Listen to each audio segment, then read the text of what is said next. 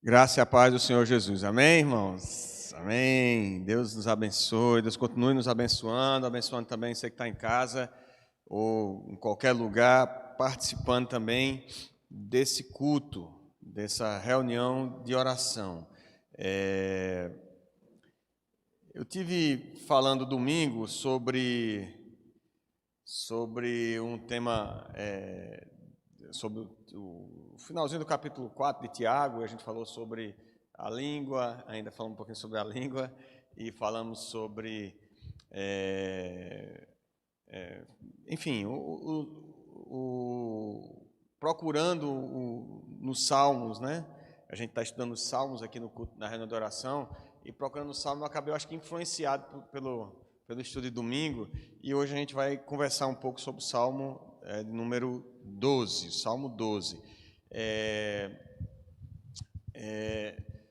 Eu peço oração dos irmãos, né? Essa semana fiz as provas do Andrew Jumper, lá do Mackenzie, provas de mestrado em teologia. E preciso de oração, porque se eu estou pedindo oração depois que fiz as provas, é porque recomenda a falta de inteligência. Então, preciso que os irmãos se lembrarem de orarem por isso. Orem também por Iane e Neto, que estão viajando, né, estão em Brasília e devem estar voltando no final de semana. Lembrem de orar por isso, meus irmãos. Salmo de número 12 diz o seguinte, a palavra do Senhor. Ao mestre de canto para instrumentos de 8 cordas, Salmo de Davi. Socorro, Senhor, porque já não há homens piedosos, desaparecem os fiéis entre os filhos dos homens.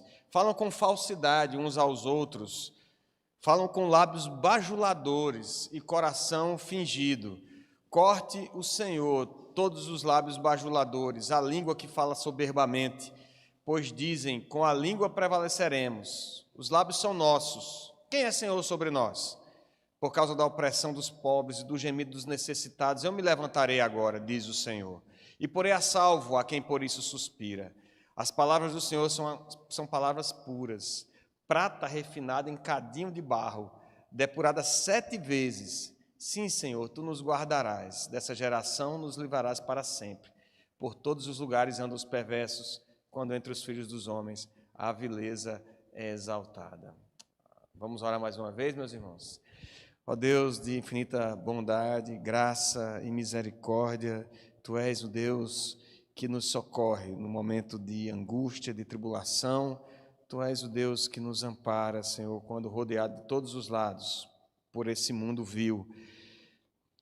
Deus, agora quando consideramos a Tua palavra e enxergando, olhando para nós mesmos, Senhor, vendo a limitação da nossa capacidade, ó Deus, e os nossos pecados que estão continuamente diante de Ti, suplicamos, Senhor, que o Senhor nos dê graça e nos fale, Senhor, ao coração, pelas Tuas muitas misericórdias, Senhor, e pelo poder que há na palavra santa do Deus vivo e verdadeiro.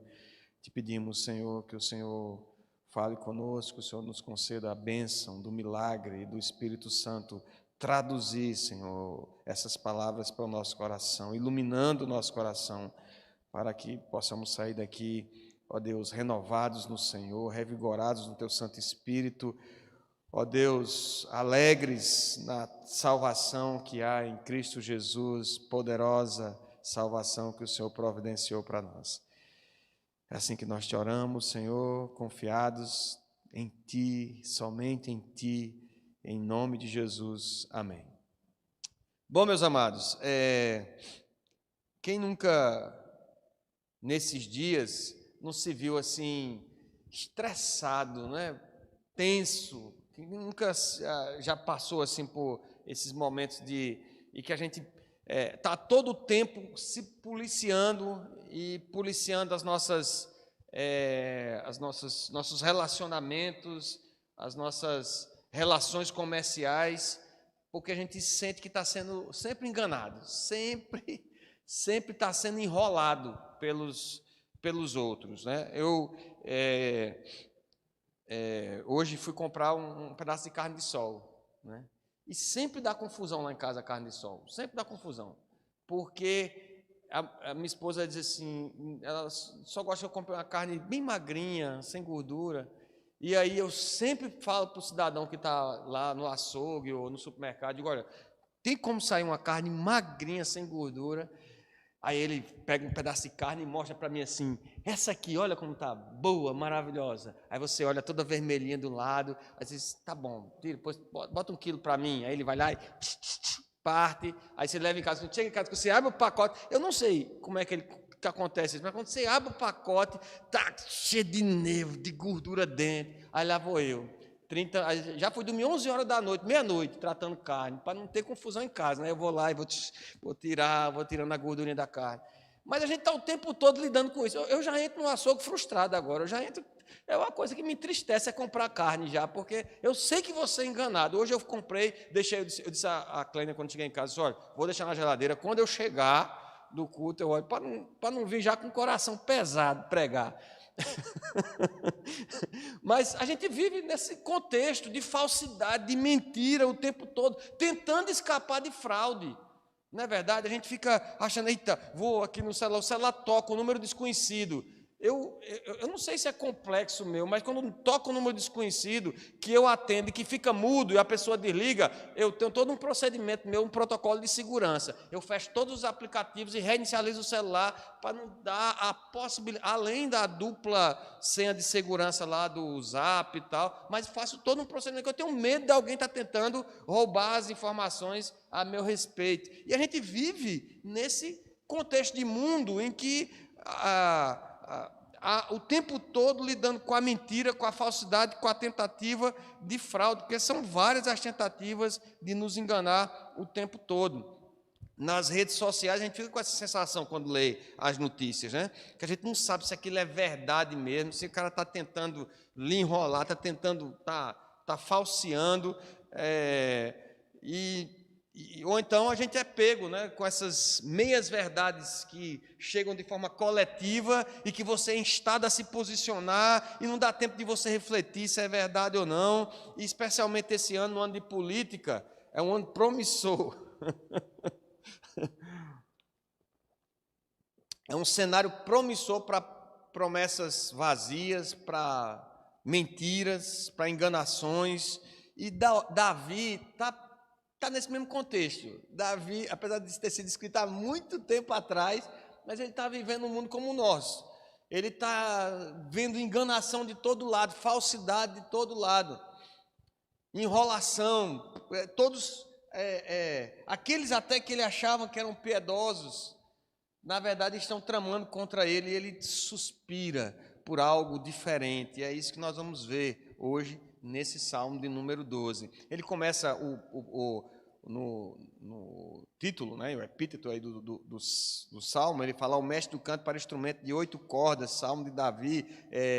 Em outra tradução, vai falar, no original vai ter a palavra Sheminif, que é ao mestre da música em Sheminif, que é justamente essas 8 cordas. Não sei se isso é alguma linguagem para músico, alguns traduzem como oitava baixo, outros dizem que é realmente 8 cordas, enfim. Alguns traduzem isso como sendo 8º dia, e aí tem uma versão arábica que diz que isso aqui é o cumprimento, está falando dos últimos tempos. E, na verdade, me parece, de fato, um suspiro de Davi, uma música, uma poesia, em que ele suspira por Deus, para que lhe conceda esperança, para lhe conceda uma saída para esse problema que ele está vivendo, que é um problema tão nosso hoje. Então, Davi começa com um pedido de socorro. Ele diz: socorro, Senhor. O salmo começa assim: socorro, Senhor, porque já não há homens piedosos, desaparecem os fiéis entre os filhos dos homens. E a ideia aqui desse desaparecer dos fiéis é que possivelmente a maldade cresceu tanto aos olhos de Davi, que mesmo aqueles homens que ele considerava que eram piedosos, o original aqui, a palavra traz a tradução melhor, seriam misericordiosos, que é um jeito de você falar da piedade, extraindo apenas uma das virtudes, né? Mas ele está falando: não vejo mais homens misericordiosos, não vejo mais homens piedosos.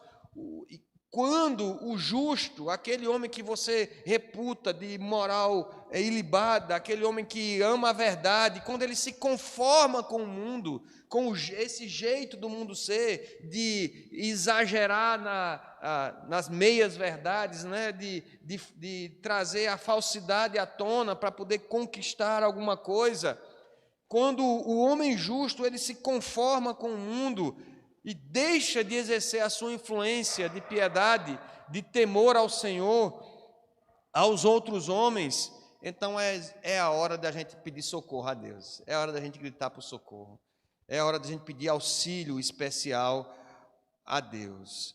Quantas situações não nos levam a falar como Davi: basta, Senhor, não aguento mais, meu Deus, basta de tanta enganação, não aguento mais essas tentativas de fraude, de ser enrolado. Quantas situações nos levam a dizer, como o salmista aqui, a pedir socorro, a dizer um basta. Talvez aqui Davi esteja falando daqueles que estavam insuflados com Saul contra ele. É possível, e alguns aqui acreditam que Davi esteja tratando, por exemplo, do caso dos Zifeus, lá de 1 Samuel capítulo 23, e Davi, ele tem passado de Nobe, ele passa por Nobe quando foge da presença de Saul, ele e os seus, aqueles que estão acompanhando ele, lá em Nobe, compartilhei com os irmãos aqui, acontece uma matança terrível dos cidadãos das mulheres, das crianças, porque há um homem naquela cidade ali chamado Doeg, que ele vê Davi conversando, Davi tratando com os sacerdotes não sabem de nada. Davi diz que está com fome, eles dão os pães da proposição para Davi comer, depois eles dão a espada de Golias, porque Davi disse que saiu tanta pressa lá do palácio lá de Saul, que nem arma ele pegou, nem escudo, nem nada, e aí eles dão, só tem a espada do gigante Golias, eles dão a espada para Davi, e Doeg, edomita, ele vai até Saul e diz: Davi está lá com Abimeleque, lá com o pessoal lá em Nobe. E quando Saul chega, Saul manda matar todos os sacerdotes, e Doeg ainda acha pouco, passa a fio de espada as mulheres e as crianças da cidade. E Davi recebe a notícia de que os filisteus estão batalhando em Keila, ele vai até lá e batalha aquela batalha, porque ele ainda ele sente parte daquele exército de Israel, ele sabe que tem uma responsabilidade, ainda que Saul lhe persiga, mas ele sabe que tem a responsabilidade de defender o povo. E os zifeus, que de certa forma são protegidos pela presença de Davi ali, pela força de Deus operando através de Davi, dos seus soldados, os zifeus vão lá em Saul e vão dizer: olha, ele tá homiciado lá, ele está escondido ali. Vá lá, você vai pegar ele. Dão detalhes precisos sobre o local onde Davi estava. Então ele olha para isso tudo, ele está batalhando a batalha do povo de Deus, mas ele para todo lado ele só vê os homens em quem ele até confiava, agora traindo a sua confiança, e é por isso que ele diz: porque não há homens piedosos, desaparecem os fiéis entre os filhos dos homens. Davi clama porque não encontra mais ninguém fiel a Deus. Só sobraram os falsos, os bajuladores, os fingidos. O clamor dele aqui é parecido com o de Elias, né? Quando ele pede a morte para si, ele diz: Senhor, basta, mataram todos os profetas, só eu fiquei. E ele diz: socorro, Senhor, eu estou rodeado de todo lado por perigo. E nós aprendemos aqui com Davi, primeiro, que nós precisamos, no momento que a gente está mais cercado, que a gente não vê saída, nós precisamos entregar a Deus a nossa causa. Quando a gente só enxergar desespero, quando a gente não enxergar saída à nossa volta, nós devemos ter cuidado para não nos conformarmos como os outros homens. João Calvino, ele usa a expressão: não uivarmos como os lobos, nem nos deixar levar pela iniquidade à nossa volta, que é a posição mais fácil. É a gente dizer: não, tá bom, não aguento essa coisa de ser santo, de ser separado, de viver vida santa, de buscar a Deus, isso de entregar a Deus, de confiar que a salvação, não aguento mais isso. Vou viver como os outros, vou fazer o que o mundo está fazendo.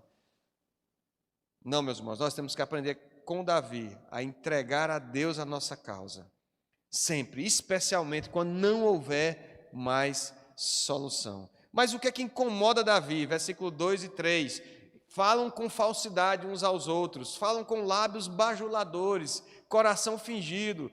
Corte o Senhor todos os lábios bajuladores, a língua que fala soberbamente. A gente leu aqui no texto de Provérbios, capítulo 6, que o pastor leu aqui no momento devocional, de que tem 6 coisas que o Senhor abomina. 2 delas, se vocês forem ver lá, uma é a mentira e o outro é a falsidade. Isso Deus abomina. E Davi está na mesma pegada, ele está no mesmo... ele está com o mesmo entendimento, ele não suporta isso, ele olha e isso incomoda demais Davi, ver as pessoas falando com falsidade, o coração fingido. Quantas vezes a gente escuta mentiras a nosso respeito, insinuações perversas para prejudicar-nos no trabalho, prejudicar às vezes na escola. Palavras podem influenciar positivamente, mas também podem varrer o mundo. Que terrível está entre lábios mentirosos. E é assim que Davi está, é isso que Davi está reclamando diante do Senhor. Eu só vejo bajulação, eu só vejo mentira, eu só vejo falsidade, língua que fala soberbamente, falar com lábios bajuladores. Spurgeon vai dizer que a bajulação é o letreiro da taberna onde a duplicidade é filha. Você já conhece aquele cidadão bajulador? Nessa época de campanha eleitoral você vai encontrar um bocado. Aquele cidadão que elogia, que chega, que abraça, está ali na frente, mas deu as costas, ele está falando, tentando lhe prejudicar. Davi vivia entre pessoas que o elogiavam, mas que o entregariam para Saul. O fingimento e a fachada provocaram Davi. Salomão vai dar inúmeros exemplos de como a língua falsa, a bajulação é prejudicial. A língua falsa aborrece a quem feriu e a boca lisonjeira é causa de ruína. Provérbios 26, 28. Provérbios 29, 5. O homem que lisonjeia seu próximo arma-lhe uma rede aos passos. E então há uma imprecação aqui, né? Ele diz: corte o Senhor todos os lábios bajuladores e a língua que fala soberbamente, que é para você não ser tentado a fazer igual o mundo faz, de achar que através da bajulação, da lisonja, do elogio falso, você vai conseguir alguma coisa. E é triste a gente ver isso no meio da igreja, a gente com esse mesmo tipo de comportamento, achando que para a gente resolver as coisas, a gente tem que assim, que mentir, que usar de bajulação, e no povo de Deus não funciona isso, porque Deus não suporta esse tipo de coisa. Bajulação, língua falsa, e por isso Davi vem com essa imprecação aqui, ele fala: corte o Senhor todos os lábios bajuladores, aponta para o juízo de Deus, aqueles que se apegam à falsidade. Mas especialmente o desejo do salmista contra aqueles que falam coisas grandes e orgulhosas, a língua que fala soberbamente. É o tipo do bajulador que se vangloria do que vai realizar, do que realizará, misturando desonra e ameaça, principalmente aquelas pessoas mais simples. Tem gente assim que é arrogante, especialmente quando está perto de gente mais simples, gente humilde, e ele cresce e fala de modo soberbo, e Davi diz, ele espera que Deus traga juízo sobre essas pessoas. Como você se sente no mundo assim?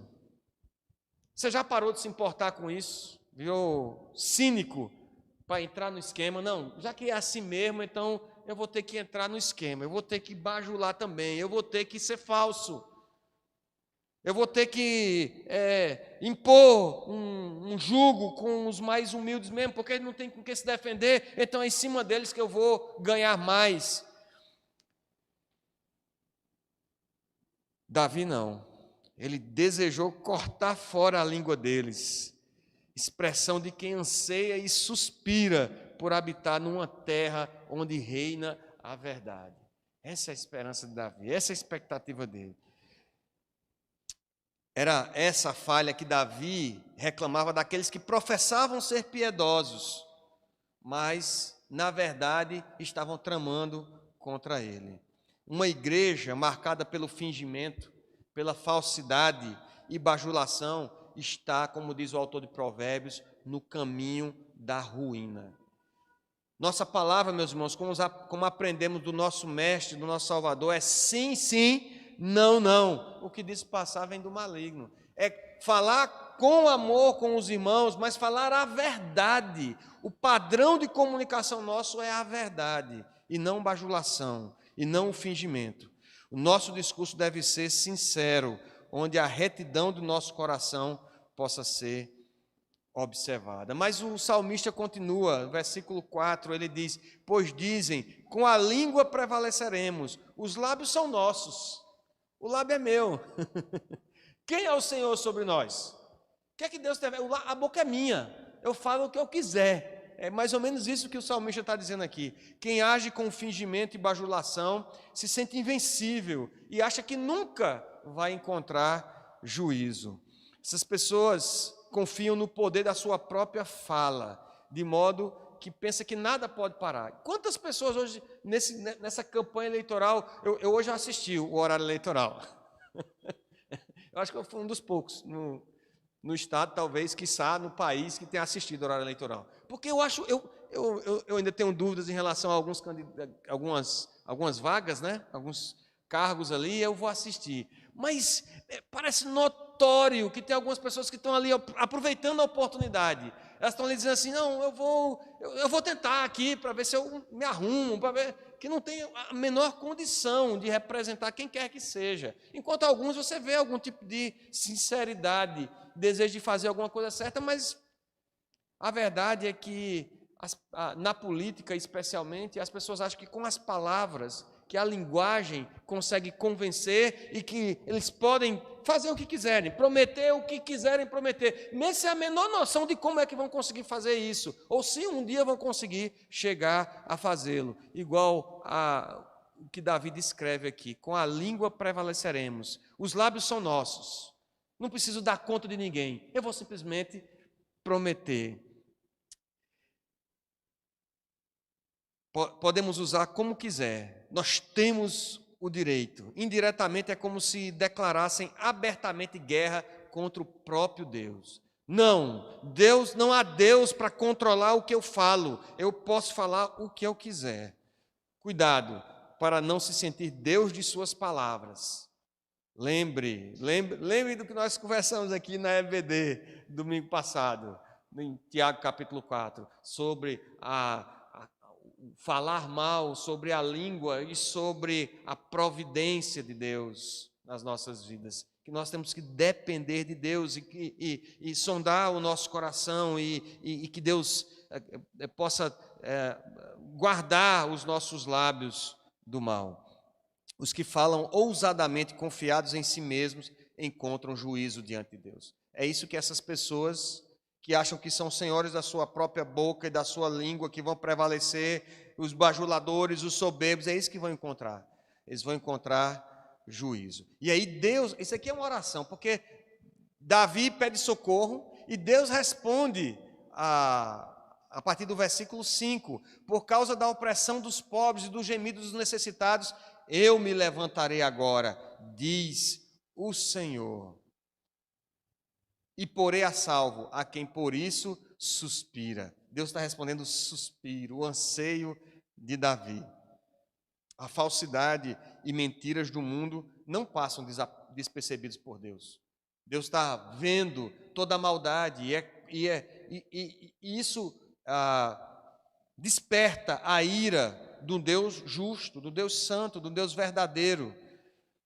É mais fácil passar a perna, é mais fácil dar o golpe em quem já está numa situação difícil. E aqui por isso que o salmista, trazendo aqui a palavra do Senhor, ele fala do gemido dos necessitados, a opressão dos pobres. Porque para quem já tem pouco ou não tem nada, receber um golpe, receber a clonagem de um cartão, receber mais contas ali na fatura, ainda traz uma situação de desespero muito maior sofrimento. A viúva, o órfão, o estrangeiro, sempre foram alvo da misericórdia do Senhor. Deus não permitirá que os iníquos causem estragos sem fim e sem medida. Palavra de João Calvino. Aprendemos a não confiar em ninguém. Será que Deus não é confiável? Ele nos ensina que nós devemos aprender a paciência. Nós devemos aprender com paciência a esperar. Isso nos impede de muitas vezes adoecer por causa do sofrimento, por causa da dor, por causa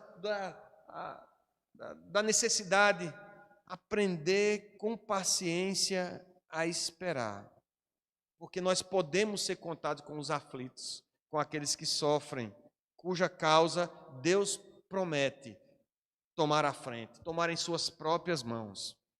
Uma vez que Ele nos fez entender com sua voz que Ele é misericordioso, quando entendemos que não havia salvação, Ele nos deu esperança de vida eterna, então podemos confiar nele. Porque quando a gente estava totalmente sem saída, quando a gente estava vislumbrando, que a gente percebeu e entendeu pela sua graça, porque o seu Espírito nos alcançou e nós entendemos que o nosso destino era perdição e nós estávamos atolados no lamaçal do pecado, sem salvação, os nossos méritos, as nossas ações, boas ações diante dos homens, mas diante de Deus, trapos de imundícia. Quando a gente estava sem solução, Ele providenciou eterna salvação em Cristo Jesus. E nós podemos confiar que pelos méritos de Cristo Jesus, pela obra de Jesus, pela sua morte e ressurreição, nós temos vida eterna. Se nós podemos confiar nele para isso, nós podemos confiar nele para o aperreio, nós podemos confiar nele para nesse mundo, ele nos contar como pessoas que sofrem e tomar a nossa causa nas suas mãos. Meus irmãos, ainda a nossa esperança está naquele que não mente e não suporta a falsidade. Versículo 6. As palavras do Senhor são palavras puras. Prata refinada em cadinho de barro. É uma espécie de um local para depurar o barro feito da própria terra. Ou um tipo de forno que ele fazia ali e aquecia, ia retirando ali os elementos químicos para deixar a prata bem depurada. E ele termina dizendo depurada 7 vezes. A nossa esperança está naquele que é puro, perfeito, santo. A palavra do Senhor é refinada. E aqui há um contraste com o começo do Salmo, em que ele fala daqueles que têm a palavra falsa, a palavra mentirosa, os homens piedosos que caíram na falsidade, que caíram na mentira e no engano. A palavra de Deus é refinada, é pura. E como é a palavra de Deus, assim deve ser a palavra dos seus filhos. A prata, quando devidamente refinada, tem alto valor. Devemos manifestar o valor da palavra de Deus, da inestimável palavra de Deus em nossas vidas, porque ela tem esse valor precioso. O Senhor Jesus nos ensina que nossa palavra tem que ser sim, sim, não, não, porque a sua palavra foi assim. O seu exemplo que ele nos deixou foi esse, como ungido do Senhor, rodeado de pessoas falsas, querendo pegá-lo em alguma palavra, em alguma mentira. Ele não caiu em mentira. Ele esteve o tempo todo lidando com essas pessoas, com falsidade, inclusive de um de seus seguidores, que o traiu, com a mentira de outros líderes, mas ele nunca caiu, deixando exemplo para que nós seguíssemos. A esperança de Davi se cumpriu, de algum modo, na pessoa de Cristo Jesus. A nossa esperança, meus irmãos, deve estar no Senhor, somente no Senhor. Versículo 7 e 8, o salmista termina: sim, Senhor. Agora o salmista responde ao Senhor: tu nos guardarás dessa geração, nos livrarás para sempre. Por todos os lugares andam os perversos, quando entre os filhos dos homens a vileza é exaltada. A nossa esperança não pode estar em homens. A nossa esperança não pode estar em ideologias. a nossa esperança não pode estar em partidos, propostas políticas, não pode estar em emprego, não pode estar no patrão, não pode estar no pastor. A nossa esperança tem que estar no Senhor, somente no Senhor. É difícil, meus irmãos, andar nesse mundo, porque todas as vezes que um homem mau se levanta, toda vez que um líder mau se levanta, a vileza é exaltada. Diz a palavra do Senhor: por todos os lugares andam os perversos, quando os filhos dos homens, entre os filhos dos homens, a vileza é exaltada. E nós temos vivenciado isso, o mal sendo aplaudido. E nós temos então que renovar a nossa esperança no Senhor, esse mesmo Deus que providenciou para nós salvação. Ele nos salvará desse mundo mau. É difícil andar nesse mundo, mas não desista de viver, nem se torne cínico e endurecido, olhando para o mal, olhando para a mentira, olhando para a maldade, para o fingimento e a falsidade, e relevando ou entrando no jogo do mundo, se conformando com o mundo. Peça ao Senhor, como salmista, suspire ao Senhor pelo fim da maldade, pelo dia do juízo do Senhor, pela sua volta, e confie no Senhor. Ainda que ninguém ao nosso redor seja confiável, nós podemos confiar nele. Nós podemos confiar nele. Para aqueles que creem em Cristo, viver no mundo de engano e fazer parte disso é viver olhando para Cristo. Porque não tem para onde a gente olhar, não tem em quem a gente confiar totalmente. Temos que olhar para Cristo, redimidos da mentira e da falsidade. Não precisamos andar como o restante do mundo. Precisamos fazer da igreja uma ilha, um oásis de verdade e sinceridade por meio de Cristo, ensaiando o modo de viver que nós vamos ter no céu, na nossa pátria, a pátria celestial. Andarmos com o Senhor até o dia em que a verdade encher a terra, assim como as águas cobrem o mar. Amém, queridos? Vamos orar para que o Senhor nos dê graça e tenha misericórdia de nós nesses dias em que estamos rodeados de maldade, que Ele renova a esperança da salvação, a alegria da salvação, a esperança da vida eterna,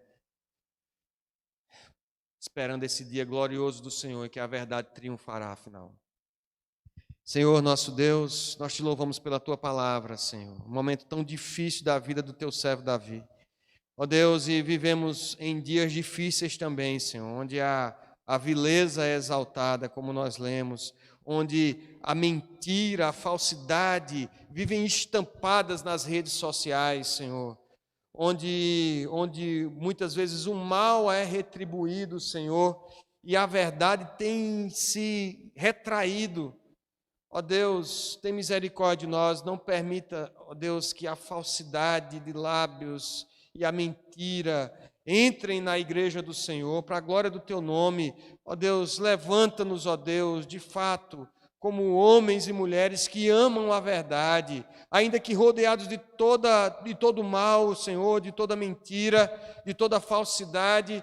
Ó Deus, que nós possamos nos apegar a Ti, confiar unicamente no Senhor para a nossa salvação, renovar a esperança do nosso coração, Senhor, na vida eterna em Cristo Jesus, esperando esse dia glorioso, Senhor, que a verdade triunfará sobre todo o mal. Em nome de Jesus, Senhor, opera essa bênção no meio do Teu povo, renova, Senhor, a esperança e a alegria da salvação e da vida eterna em nossos corações, para a glória do Teu nome.